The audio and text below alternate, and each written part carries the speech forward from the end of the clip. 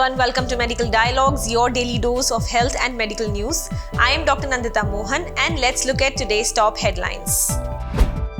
ICMR launches National Registry of Multiple Sclerosis and Allied Demyelinating Disorders. The Indian Council of Medical Research on Monday set up a National Registry of Multiple Sclerosis, Indian Multiple Sclerosis and Allied Demyelinating Disorders Registry and Research Network. It is the first nationwide dedicated database research network on multiple sclerosis and allied demyelinating disorders.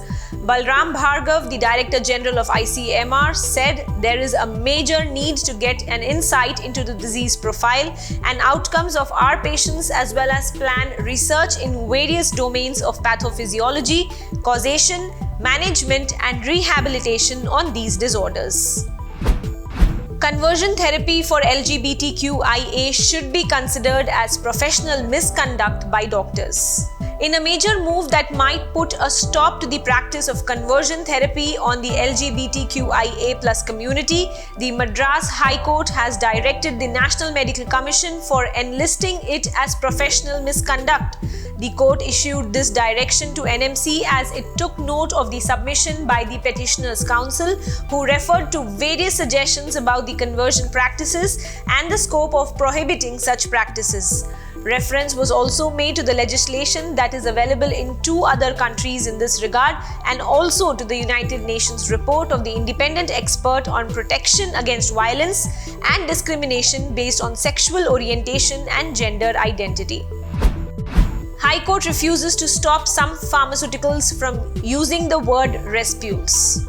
The Madras High Court has declined to restrain Sun Pharmaceuticals Industries Limited in Nandanam here from using the word respules in its business operations.